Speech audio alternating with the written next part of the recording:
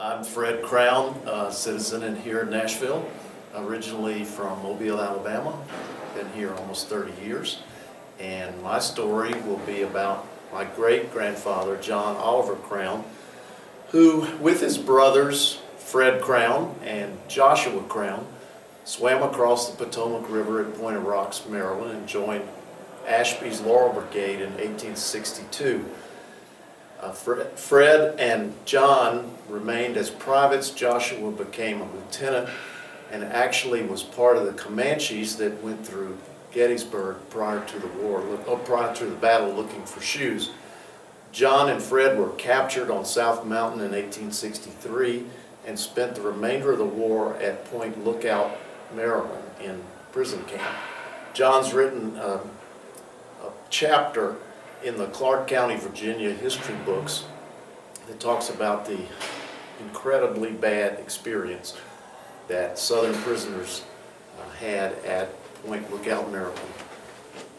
It's a very interesting story. He also had written a poem to commemorate the death of Ashby, who was a Southern cavalier of sorts. And after the war, John became a newspaper man in Charlestown, West Virginia, and the family settled in Berryville, Virginia, which is where a number of the family continues to live. So anyway, John had a sort of a sad experience, having been for a long time in Point Lookout, Maryland's prison camp.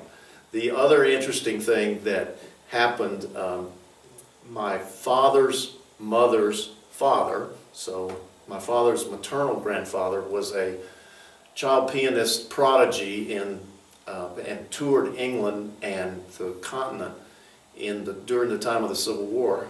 And he actually played a concert in Liverpool to support the families of the Point Lookout, Maryland prisoners. Nobody in the family knew this until 2 years ago when I discovered it. So it's an incredible sort of a coincidence that the two families were brought together about 50 years after this particular concert. Anyway, that's the story of John Crown, and thanks.